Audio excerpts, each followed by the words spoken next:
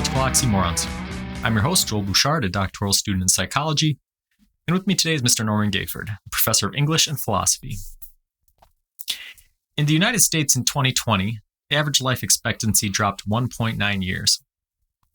In 2021, it dropped an additional 0.4 of a year, putting us about 5 years behind every other developed nation. Experts have long said that this deficit is largely due to lifestyle choices, things like smoking, drinking, overeating, and lack of exercise.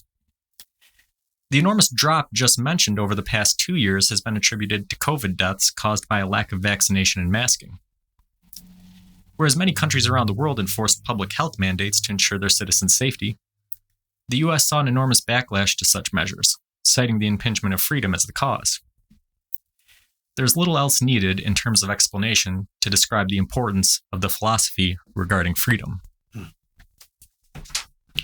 All right, so normally I like to.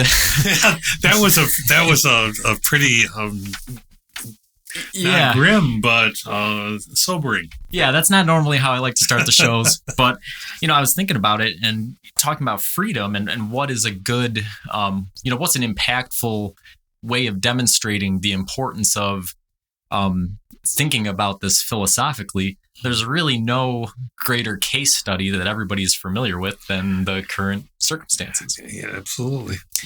So we'll start, asking the question, what is freedom? And as we always say, Joel, it's more complicated than one would think, isn't it? Because there are all kinds of freedoms. So, and not going in any particular sense of order, but there are two philosophically often discussed baselines: freedom to do something and freedom from certain things. So freedom from coercion or freedom to speak and so on. So if we start with that, then we can go into all of the subcategories: economic freedom, social freedom, educational freedom, and medical choice freedom. And so there's something like on some of the planetary, there are a couple of organizations that have done studies looking at using 82 or 83 indicators of overall levels of freedom in about 98% of the countries on the planet. And so they've ranked those countries. Well, we don't even fall within the top 15 for having the most freedoms. And I think it's really interesting. And then we can go back to talk about the definition more, but just for that, I think it's really interesting when we have country music songs and all kinds of people celebrating, well, at least I live in the United States where at least I know I'm free and that's this kind of stuff. Well, yeah, but turns out not nearly as much as a bunch of other people are in a lot of other places. Yeah. And, we've talked about it a lot over the episode. Of course, you don't...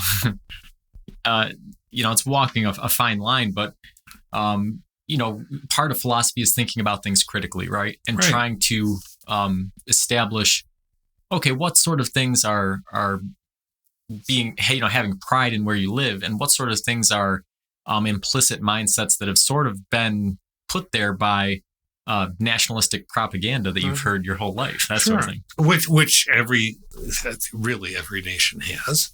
Mm-hmm. We human beings do ideological self-training because we want to keep order. Well, there's a relationship, order and freedom that we may end up talking about. But yeah, so the freedom to act, the freedom to speak, that's the freedom to part, and the degree of absence of coercion and forced activity and domination and so on. That's the other side of it.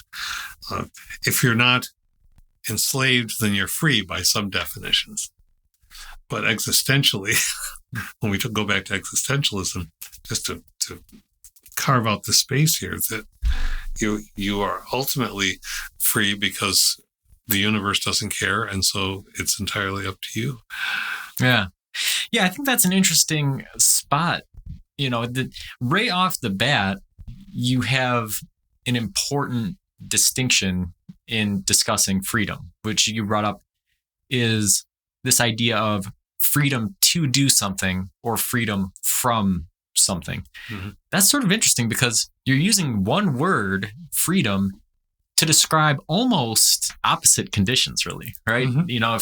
If you're starting, and I was reading, some definitions when we were before the show, and that first definition, freedom to do something, you're really talking about, oh, okay, well, if I have the ability to do something, I can do it, but freedom from something is the exact opposite. It's saying, okay, well, here's one thing that has an overarching control, and you're away from it.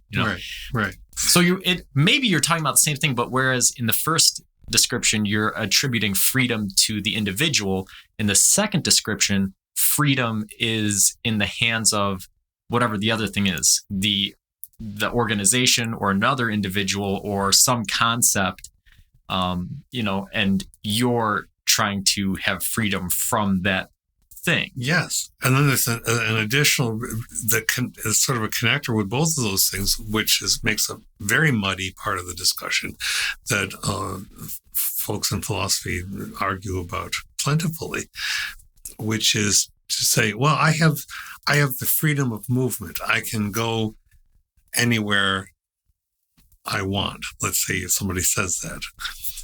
And you say, oh, so you can go to the Riviera and go get a fine hotel. And yes, I have the freedom to do that. But can you do that? No, unless I have the economic means. Unless I have the conditions that allow that. So theoretically, there's a freedom, but realistically, conditions mitigate the freedoms we say we all have. Yeah, and that's an interesting thing to think of, is where are the limits of freedom in that regard, right? Does freedom apply to things we want or things we need or things that are possible, right? Like if I say that, like, I'm free to fly like a bird, right? Like nobody's stopping me, but I don't have the ability to do it. That doesn't really... I just got an image in my head of Coyote and Roadrunner and Acme product to help you fly. So I don't think that freedom probably isn't an apt term there, right? Because we're describing something that's not possible. Can freedom apply to a situation that's not possible? Am I actually free to fly like a bird, even though that capability isn't within my grasp? You're free to try. Right. And then, shifting that back to the example that you just had. Oh, well, I'm free to go to the Riviera, right? Well, in that case, this thing is physically achievable, but for a large number of people, for all intents and purposes, it's not possible, right? Mm-hmm. So then we're sort of transporting from a black and white area, flying like a bird, into something that's a little bit more gray, where we're saying, well, there's nothing really, honestly, if you took, somebody from a very bad circumstance and somebody from a very good circumstance, and you had them swap clothes, and put some money in their pocket, which is just sort of an imaginary concept in itself, they could go there, right? Right. But the situations of human civilization sort of prohibit that. They do. There are all kinds of mitigating things that I think we are in this time. We need to require of ourselves to think about, because it's not the simplistic stuff on the surface. It's underneath. And so if I hop to something as another example of voting rights restrictions, well, you're free to vote. Well, yes, if you have transport, since in some states the number of places you can vote has been limited. If you have the capacity at a certain time of day to get to a place that might be far away. If you can overcome your feelings of intimidation that are purposely put in place to try to keep people from, and so on. So the conditions. What are the true alternatives that one has? That's what the philosophically freedom causes us to ask. What if freedom implies having choices? What are the choices really when you decloak all of the apparatus that seems to be behind the scenes about the right or the capacity? Yeah, and that has personal and societal implications, as well as very large overarching philosophical implications in terms of determinism and free will and that sort of thing, right?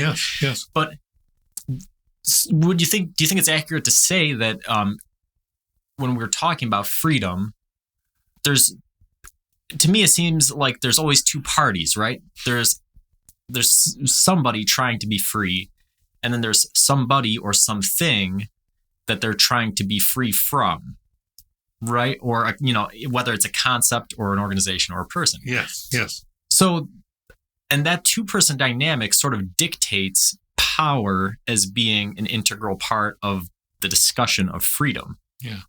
And that power dynamic, I think when it comes to a person-to-person or a person-to-organization freedom discussion, then it opens up sort of two other avenues where you're talking about explicit freedom and implicit freedom. That's right. Which is kind of what you're talking about. That's right. Voting rights is a really good example, right? It's easy to explicitly say, anybody who is this age and this citizenship status is free to vote. Yeah. But then implicitly, what are the attitudes or what are the structures or what are the things that are set up in place in order to mitigate the power that the two parties have in determining their freedom? That's really it. I mean, we say we have a representative democracy, a democratic republic. Okay. But the representatives of the population often do not, if you look at the polls, carry out the wishes of the people. A majority of people in our country believe in trans rights. A majority of people in our country believe that limiting voting rights is wrong. 60, 65, 70, 75%, depending on those things that I just mentioned. But a majority. But that doesn't stop a minority being loud enough to say, no. And so there's another level of this discussion of freedom where we tell ourselves the story that we have equal freedoms with everyone. And we know historically and on any number of levels that that's just not the case. Well, it can be the case if we work on it more, but that means one has to be committed to the idea of freedom. John Stuart Mill comes up a lot in these discussions. You've probably encountered him when you were preparing too. And one of the things he says is whatever crushes individuality is despotism, by whatever name it is called. Not the violent conflict between parts of the truth, but the quiet suppression of half of it is the formidable evil. There is always hope when people are forced to listen to both sides. You and I have talked about this a lot. It is when they attend to only one that errors harden into prejudices and truth itself ceases to have effect. Yeah. Yeah. And I mean, we've been talking about on the show, forever, but especially recently with a few of the topics that we've done. And, even earlier in this show, I always feel that little tinge of uneasiness talking about United States propaganda, right? Right. And we know that every country does this, right? It's a way of keeping order. It's a way of establishing freedoms for citizens and stuff. But anytime we talk about that, there's that little voice in the back of your head usually a person that you know personally and what they would say if they hear you talking about that. You're being naughty. You're saying the wrong thing. Yeah. You're a traitor. You're this thing or the other thing. But yeah, it's if to speak of seeking a freedom of embracing factuality. Do we and then or whatever we think we have a right to? I mean, freedom suggests rights to or from. We said that before. But what we think we have a right to is often not what is ensconced in the documents that we say that we revere. Yeah. And so that kind of brings us back to that question, what does freedom apply to?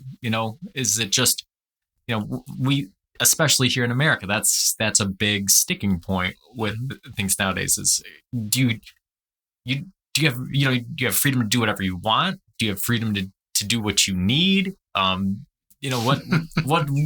Where? I mean, we have the freedom of doing a podcast in which we try to use our considerable mentality to bring to bear on ideas. And what we try to do at our best, I think, is to look at what's playing into any particular idea. What are all the different streams that are going into this?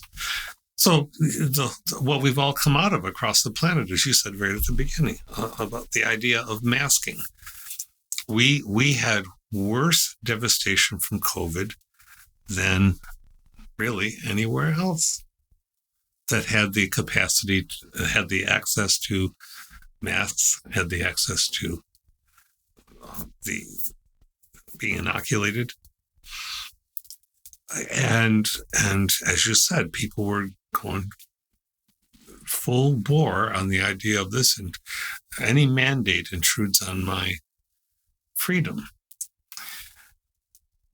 And on the surface, that sounds really, American, but what does that mean? It sounds American. Well, if you look back at our documents, the very things that lots of groups now are saying we've got to call ourselves constitutional sanctuaries or all kinds of names for it. What you're really saying is, okay, we have to adhere to our founding documents plus the 27 the amendments. Okay. And what do those amendments specify? And do we really believe in that? Because if we do, then there are things that we cannot do. By the very nature, Jean-Jacques Rousseau was drawn upon for, as well as other philosophers, for building those documents of freedom that we embrace.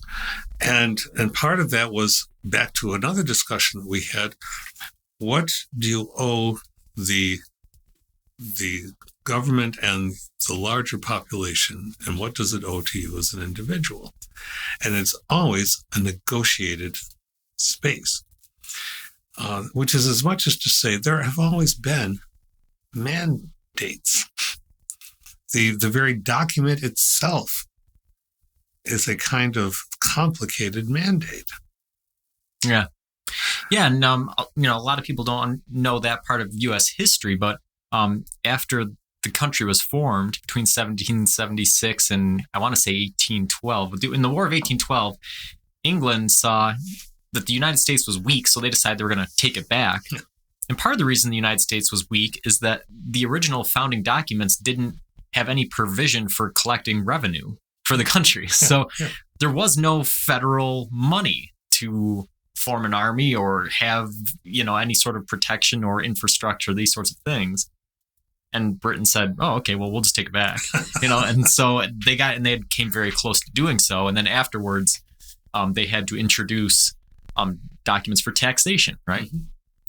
And to this day, that's still a hot button topic, right? People, they love to complain about taxes in the U.S. We're one of the lowest taxed countries in the world. We are. And yet we gripe more than any And then again, we looking at what your taxes are buying, right? Compared to other places, when you look at places that have universal health care or leave for things, and you see that we don't have many taxes, and more than half of what we do have just goes to defense spending when we're already just leaps and bounds above everybody else on earth. But yeah, so again, we're talking about freedom, and let's go back to COVID, right? Because that's an interesting one. When I look at the podcast statistics, right? You can look at the map and see that we have listeners all over the entire world. And there's a giant gaping zero over China, right? So in China, people there don't have the freedom to listen to a podcast like this for pretty obvious reasons if you've been listening to the first 20 minutes of this podcast. Right. But, if you look at how the government is able to handle something like COVID, right? It issues a mandate. Everybody has to follow it. Whereas in the U.S., all right, some things are issued.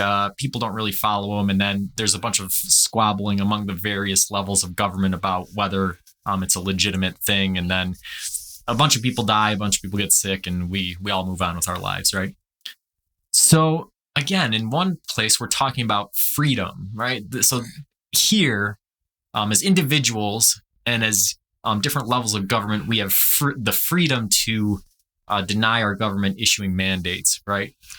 But you could almost make the argument in a country like China that the individuals there might have freedom from the fear of COVID because their government put mandates in place to protect them. Now that's a purely theoretical thing. There's but the point is when you assert an "I will not comply" idea. Well, no one that I'm aware of in any reportage on right, left, or center was held at gunpoint and threatened with their lives if they refused to comply. Now, there were people who had to leave their jobs because they were putting at risk the people they serve and the people that they work with. But they made a choice. They had the freedom of that choice. And often the rhetoric during the whole worst of it was, look what they're doing to me. No, they're not doing something to you. Existentially, you made a choice. And so you own it, you embrace it. You didn't want to mask for whatever reasons, or you didn't want to be vaccinated for whatever reasons. You asserted that freedom. But there are always consequences for the assertion of freedoms, even if the consequences are vague, nebulous, and galactic. Yeah. Yeah, and so applying that to the reverse situations, and we'll use another developed country like let's say Australia or Canada, right? Someplace where maybe you have freedom from illness, right? Because you have universal health care, but you have more taxes taken from you. Like you said, it's a negotiation. Like there's a power balance there between two entities. Yes. So how do we differentiate between freedom and liberty? What a good question. How do you define liberty? This was a difficult one. I'm asking. I'm going to look it up. Yeah, I think that might be the best place to start. Is actually just let's go with the liberty. There was a really interesting quote from, I'll see who it was. Right. We'll both look some things. The state of being free within society from oppressive restrictions imposed by authority on one's way of life, behavior, or political views. So that sounds like freedom, but liberty sounds like all the elements of freedom writ large. So maybe it's a synonym. The power or scope to act as one pleases, individuals should enjoy the liberty to pursue their own interests and preferences. Aren't these grand sounding things? Yeah. Until, and I'm not speaking for anybody but me, but until you run into pieces of legislation in Alabama, Texas, can tick off a number of states, Georgia, where suddenly a whole group of human beings do not get to be considered human beings and have the freedom to, to not have to live with the oppressive restrictions imposed by authority on one's way of life or behavior or political views. So we have the liberty to engage in rhetoric. We have the liberty to engage in conversation. We have the liberty to counter ideas until somebody says we don't in legal documentation. Yeah. It's as fast as that. We say we have liberty, and then suddenly the liberty's not there. There hasn't been a national discussion about it. There hasn't been a debate. Oh, there are people shouting, but are you going to debate the existence of people? You want to castigate other countries for genocidal behavior, and you want yourself to limit people's abilities. You want government to keep its hands out of your business, so to speak. There's a lot of that rhetoric going on, right? Mm-hmm. Except when you decide the government ought to just take over your business.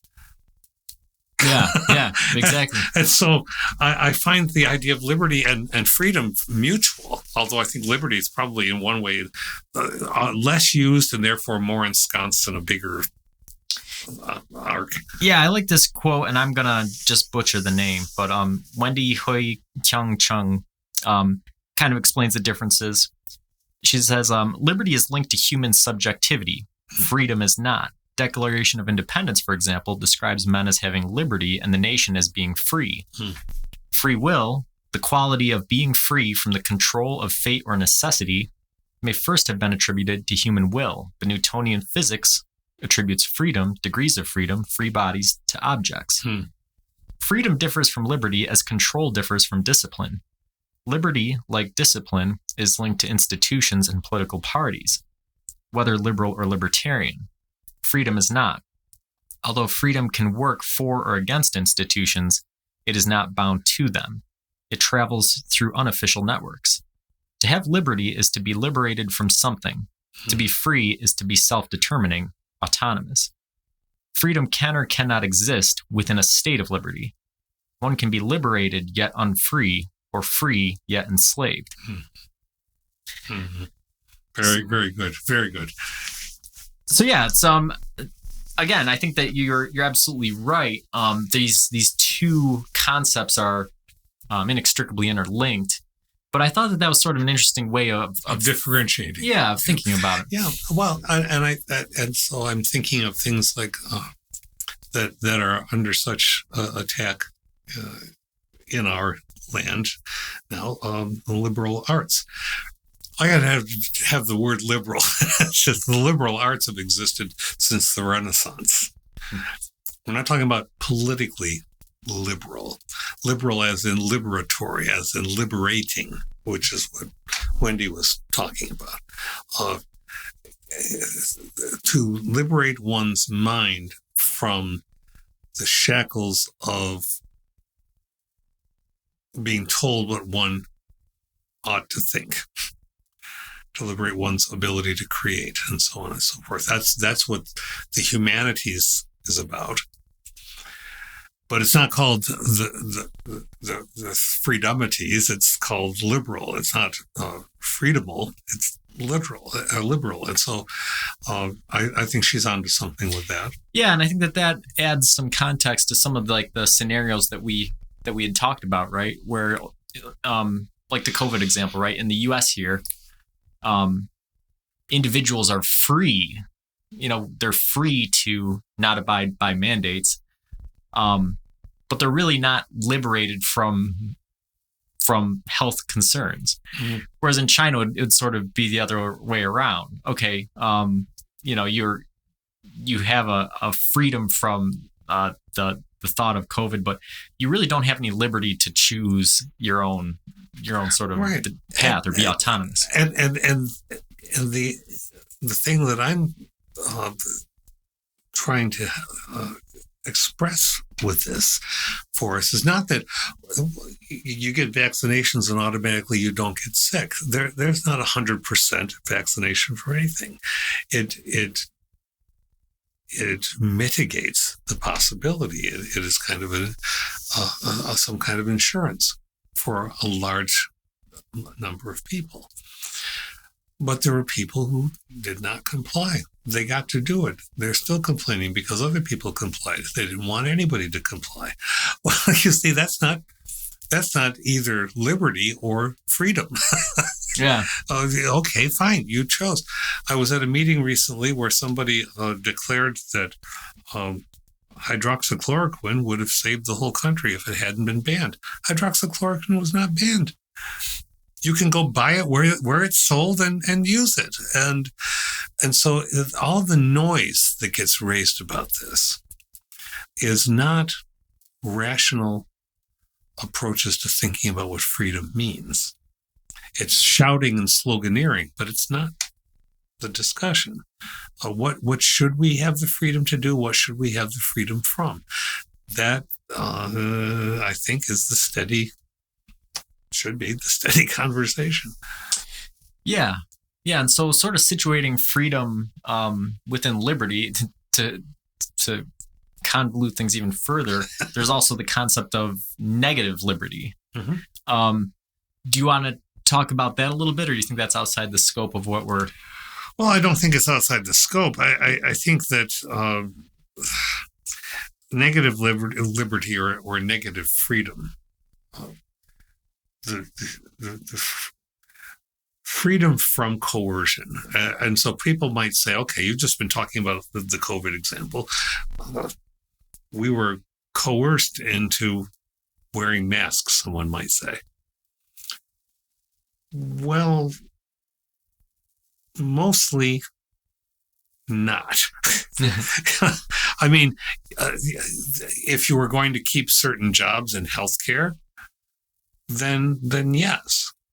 But that was from the viewpoint of any utilitarian, Jeremy Bentham or the rest, that was for the good of many. If you're working in a population of elderly people or people whose health is already severely compromised, to say, I have the right not to do this and still work with these people is to say, I have the right not to do this. Yes, you do. But you also have the right to potentially infect and cause harm to a population that you serve. And I would assert, no, you don't. Mm-hmm. Because there are limitations on our freedom. The freedom from does not mean the freedom. Freedom does not mean being able to do every single thing that you want anytime that you want it. Philosophically. Yeah.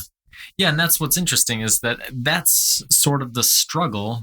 Anytime we're talking about freedom or liberty, those are the two forces that are sort of fighting against each other is this idea of liberty or versus negative liberty. And negative liberty, just to sort of define it for the listeners, like you were saying, negative liberty is the freedom from something, whereas liberty is the freedom to do something. So, you'll see that a lot in the arguments. And COVID again is the classic example, right? A negative liberty approach is saying, I should be free from having to wear a mask or free from getting a vaccination. I shouldn't have to be bound by these external mandates. Whereas liberty is sort of the freedom to choose, right? And so some people on the other side, right? So if you take the negative liberty approach and say, well, I should be free from having to have a vaccination, that's a pretty explicit thing. Mm-hmm. But if you take the liberty approach and say, I should be free to choose to have a vaccination, well, really, that's what happened. Like you said earlier, there was no mandatory vaccinations. Nobody said you have to get this. but it was conditional, right? Right. You have to get this to keep this job, or you have to wear this mask in this area, right? Yeah. So on the one side, people might say that their freedoms or their liberty is being impinged upon because these mandates are in place. But like we just said, there was no 100%, there was no like you said, there's nobody putting a gun to somebody's head saying you have to do this. You were presented with a choice. You were presented with a choice. We have the least vaccinated number, as I said, in the Western world, and we had the most deaths. So one could say that those who were most vociferous about their individual freedom got what they wanted. I think that's grim and rather sad, but objectively one could say that. Now, yes, there were severe restrictions on business. So people couldn't, out of the necessity of public health, go out and sit at a restaurant for a while. But the businesses adapted, and you could go pick food up and take it home. Not every school shut down. People talk about all schools shut down. I've heard people here in our own county in New York State say all the schools shut down. It was wrong. All the schools did not shut down. I can name you. I won't put the names on the radio, but on the radio. Sorry, on the podcast. But I could name you 6 at least in the county in which we live that were still in session. There was a short time for Zooming, which came right back into session, and then like an elementary school would have one day off while the high school kept going. But there were modifications, sitting 6 feet apart, have classrooms and gymnasiums, and so on. There were adaptations. Sometimes what people mean by freedom is the freedom to have everything stay exactly the way they think it ought to be forever without any changes. That doesn't work that way, does it? Yeah. Yeah. I mean, I was just reading an article recently about Russian soldiers in the Ukraine who took over Chernobyl and were forced to dig in a radioactive forest and be exposed to potentially lethal doses of radiation, this sort of stuff. And that, I mean, again, these are just stark examples of the interplay of freedom and liberty and, amongst organizations and individuals. Yeah. When did freedom become a focus of philosophy? I mean, surely it's something that people have always talked about. What were the first theories, I think we probably in Plato's Republic, in which he's essentially laying out a map for the ideal, of course, ideal because it's Plato, way that ideal governance. And you can't really argue that there certainly wasn't a universal freedom schema going on in that. But I think whenever you start to do the utopian kind of, here's how a society could work best, you are implicitly or explicitly taking on issues of freedom. I don't think it became, well, and then there's the Augustine and so many writers within the church, but Augustine particularly, about what you have with freedom as an individual soul to do. God gives you free will. Well, that gets debated a lot too, doesn't it now? But I think that started getting picked up. That's as old as the sacred text, but it's certain the New Testament in the Bible is one example of many sacred texts. But I don't think that it gets really, really chaste until you get into the Enlightenment era, so the 1700s, 1700s, and Rousseau and John Locke and like John Locke, who says the end of law, the end meaning purpose of law, is not to abolish or restrain, but to preserve and enlarge freedom. So Locke, who was called upon a lot by the founders of this country in writing the documentation, is saying law is not supposed to abolish things. It's not supposed to restrain things. It's supposed to preserve freedom and expand freedom. There should be a goodly number of eyes in legislative zones going back to Locke. Yeah, that's a really powerful short quote there. And then, it's, you start to interpret laws that have been passed and say, okay, well, what is the purpose of this? If I look at it critically and philosophically, is it to restrict the freedoms of certain groups of people, or is it to, provide freedom from certain other things, right? Yes, and there's the clash. Mm-hmm. Yeah. So is freedom as we ascribe it to conscious beings only applicable to those beings? I think the freedom that we're talking about really is. I know we're going to talk about animals too, aren't we? Well, our laws have a tangible effect on, and I'm talking about our as in the human species globally, has a tangible effect on the animal life therein. I mean, that's what part of the climate crisis that we are in is because of what collectively around the planet our laws have enabled. You have the right to drill oil, okay? We have the freedom, not the right, the freedom to use fossil fuels and so on and so forth. So the animal world is certainly affected by that, and their too ours is affected by that. That's an interesting way of putting it. We've talked about laws and mandates and this sort of stuff. I think a more accurate way of describing and talking about freedoms on a governmental level is regulation, right? So, because that seems to be more in the spirit of what Locke was talking about, right? Mm-hmm. Mm-hmm. Law, the end of law is really regulating to preserve freedom and extend freedom. Yes, regulating society in such a way to preserve and extend freedom. Yeah.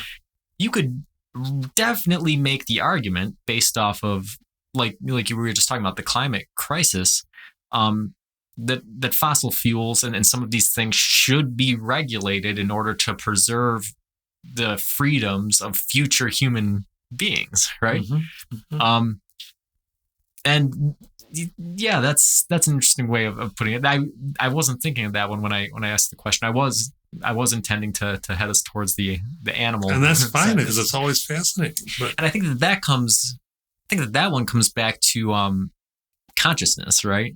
Pretty much, because if you look up the definition of freedom, it mostly talks about what we've been talking about, but there is a definition of freedom for inanimate objects where it's talking about just having, if you have a rusted lock, right? It's not free, or an engine, right? Right, free it up. Right. That way of that use of the word, allowing something to move the way that it should. So in that way, I mean, if you're looking at let's say a whale in a zoo, right? Even if you apply the inanimate object freedom to it, it's probably still not free because it can't move around the way that it should. Mm-hmm. But does the conscious definition of freedom that we've talked about, or liberty, do you think any of that applies to lower level creatures, or is that a uniquely human concept? I think I think that the people like Pete Seeger and others, it should apply to how we think about animals. But then you run into the big clash of the hierarchical structure, us being the alpha predator, so to speak, or being given licensed through sacred text to dominate the earth. So we sort of set ourselves aside, as we always do, from the rest of the place. Yeah, because think about this, right? This will bring it home to everybody. This concept of freedom, right? We all have pets. Now, if you look at that, right? Yeah. So my cats, right? Sometimes I like to tell my wife that our cats are furry prisoners. Which is technically true. They're indoor cats. They're not free to go wherever they want. They're not free to go wherever they want. But they are free from having to worry about hunger or disease or threats of predators or, accidents with cars, these sorts of things, right? Yes. So that's kind of a microcosm of the conversation we've been having, right? It is. So in this scenario, this kind of harkens back to our discussion of the U.S. versus China, right? I'm kind of like China. Sort of, right? Like with your pet? Yeah. Like we have very strict rules that they're forced to follow, but they'll live a healthy life because of it, right? Okay, to that extent, yes. But I'm going to challenge you because you let your cats say whatever they want. Yeah.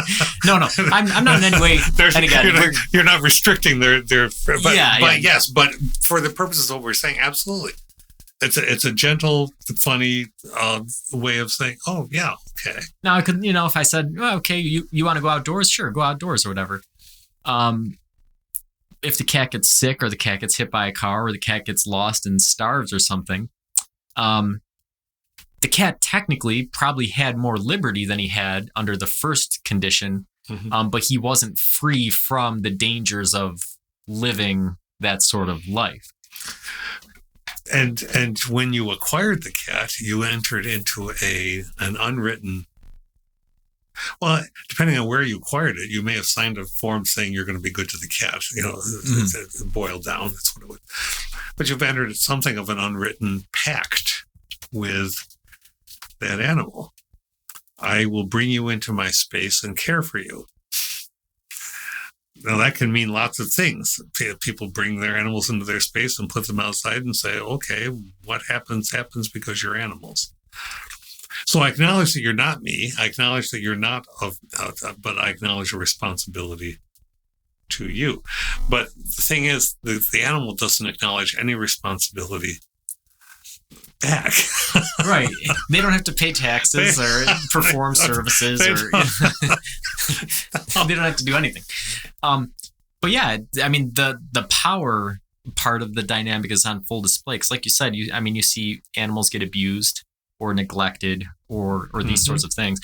And I want to say right now, I've thrown around China a lot in this episode. That's purely for illustrative purposes. I'm not in any way endorsing the government of China or, No, of course not. Of course not. No, just trying to descriptively talk about this interplay between the power negotiations between a person and an individual, and then demonstrating that liberty to do things versus the freedom from other things. Right. And I think the pets I think people will understand it after talking about that, right? That one's pretty cut and dry. That was fun. So is true freedom merely an abstract, unfulfillable concept? Do you think there's, if we're talking about this Platonic ideal of freedom, right? Is anybody ever free? And of course, this is getting very big. This is almost back to free will and determinism and that sort of thing. Well, it very much is back to that, because that's all locked into this concept we're talking about. Freedom is always a process, and it often gets damaged as much as or more than it gets advanced. I am not. John Locke was a man of his time. He had his own biases and prejudices that I wouldn't necessarily. I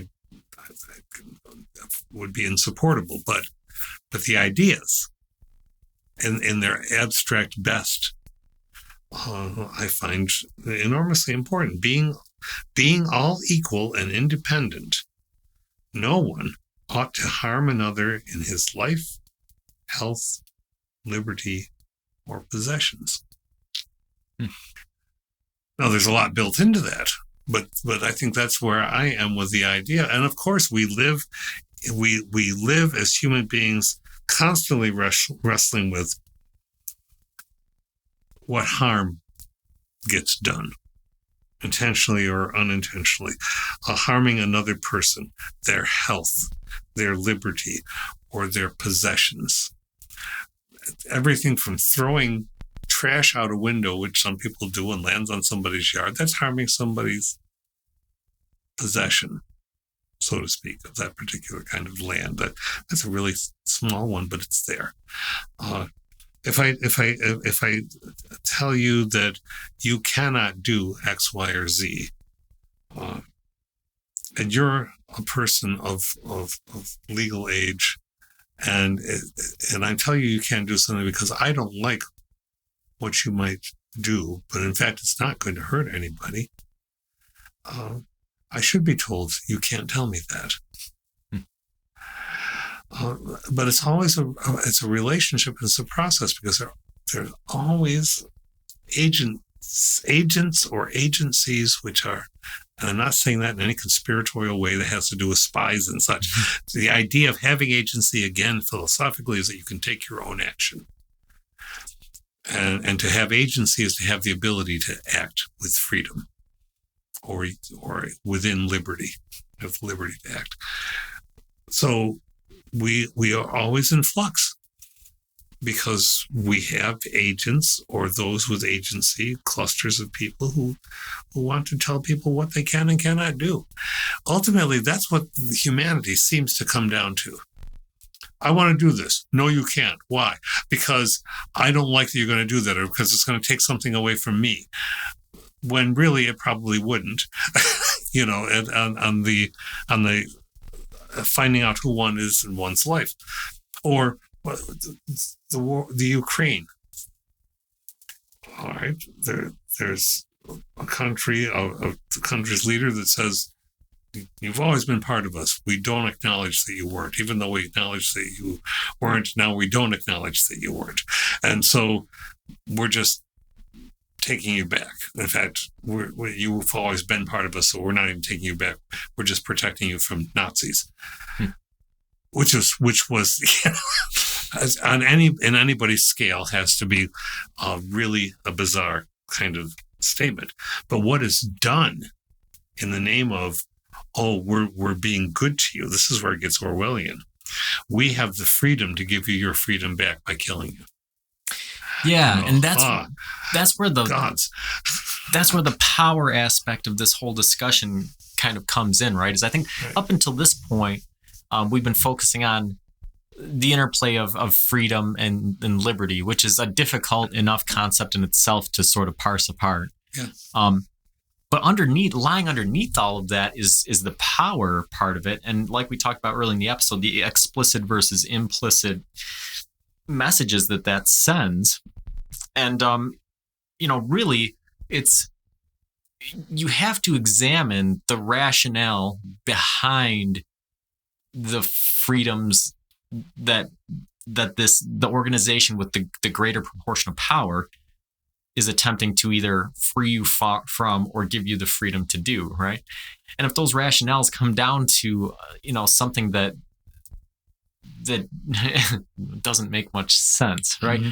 Or is this something that's sort of intangible, like you were saying, well, you've had recognized borders, but we're not recognizing them. You were always part of us, and now we're going to defend you against something else. Right. It kind of crumbles and falls apart. Now it's not always that clear, right? And there's a lot of heavy issues that we haven't talked about that have this sort of battle. Things like abortion, or some of these other things where now you're looking at, now it's okay. Well, we're giving you a rationale, right?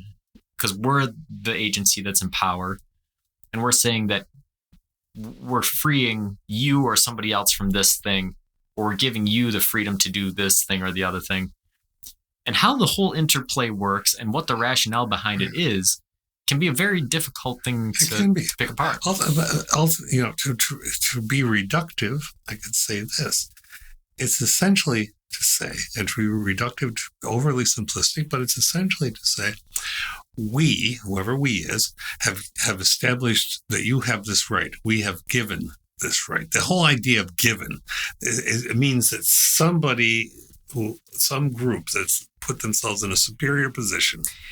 It comes back to what Wendy said, right? If somebody's giving you the right, then you're having a liberty without being free. Mm-hmm.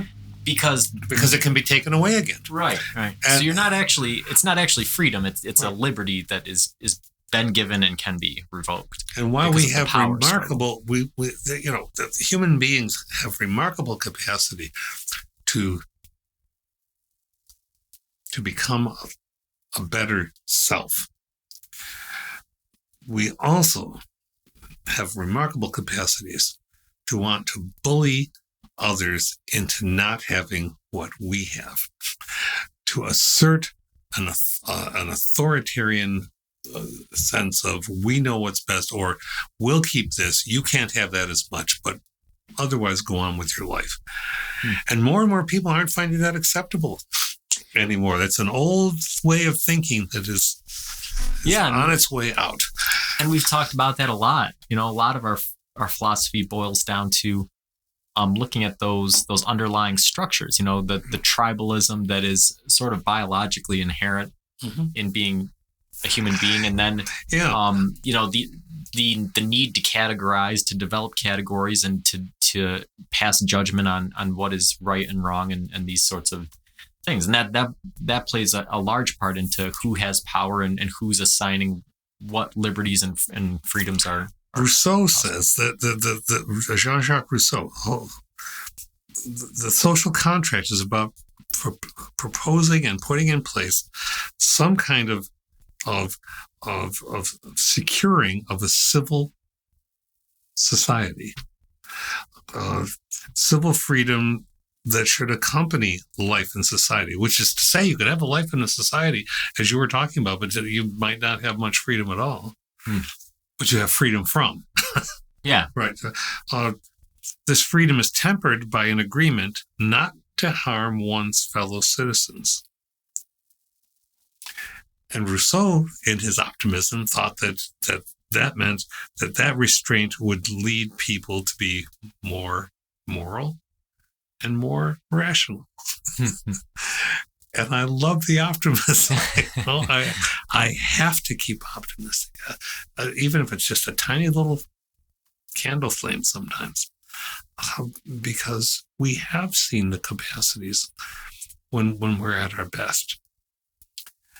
And despite a lot of rhetoric that one hears, I will never assert that we are at our best because of a war. We are at our best when we're trying to make sure that everyone has the freedom to be fully human. Yeah. This has been a good discussion. I think that this one would be a little bit controversial. I'm sure there's people out there that want to pull their hair out or yell at us or whatever. And that's fine. We've covered a lot of heavy topics recently, and even if it's for illustrative purposes, a lot of people we're born into an environment that encourages us to think certain ways about things, and so sometimes it's difficult to hear things that go against that, even if it's only for illustrative purposes, even if it's only for critical thinking. This is absolutely important that you just said, because I'm not sitting here thinking I know how to run the world. There's an old song. He can't even run his old life. I'll be damned if he'll run mine. It's a tagline in that song. That's not what this is about. For me, it is always about fundamentally treating people as equal human beings. The Kantian people as an end in themselves, not a means to something. And looking at what one does and saying, well, what am I doing? Am I bullying at somebody in order to make them do what I do? Or am I saying you have the freedom to do what you do as long as it's not destructive of your neighbors?